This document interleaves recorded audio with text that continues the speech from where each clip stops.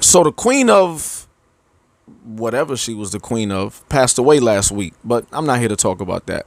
What I want to talk about is why the royal family doesn't want to return the diamonds that they stole from Africa. One in particular is the Great Star of Africa that they've had in their possession since 1905.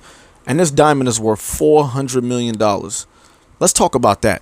So the Great Star of Africa is a 516 karat diamond that was discovered in 1905 in South Africa. It's the largest diamond that's ever been found.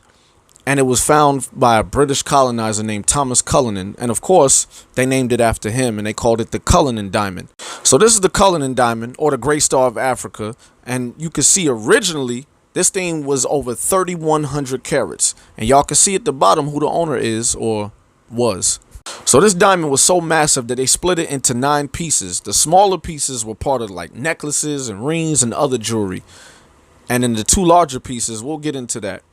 But you see that South Africa has been asking for these diamonds ever since they got at the apartheid era. That was in 1994. And they still ain't get their diamonds back. Now, out of those 9 pieces, which they call Cullinan 1 through 9, the 2 largest ones, Cullinan 1 and 2, were part of the crown and the scepter. So yeah, just know that whenever you saw the so-called queen wearing that crown or walking around with that scepter, those diamonds belong to Africa. So all of the stones that make up the Cullinan diamond are worth $2 billion. That could have went a long way in Africa where it belonged.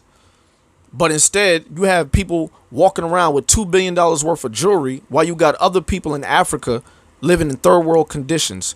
I guarantee there wouldn't be any third world countries in Africa if they hadn't had all of their resources stolen from them.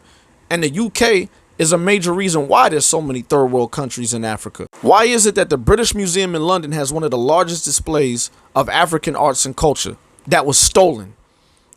How many billions of dollars do you think the Sainsbury African Gallery contributes to their economy when that money should be going to Africa?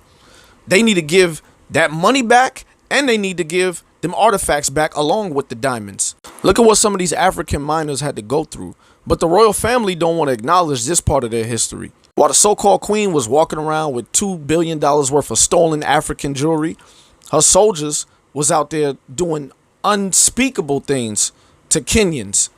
Over 1.5 million were put in concentration camps. Because how dare you want to be free and not serve under someone else, making the world a better place for them? The British pound wouldn't even be what it is today if it wasn't for the gold reserves that they stole from Ghana and West Africa. So it's time for the royal family to give Africa their shit back. The diamonds, the gold, the art, everything. I'm sure y'all will be all right. You've had a head start for generations. You'll be okay.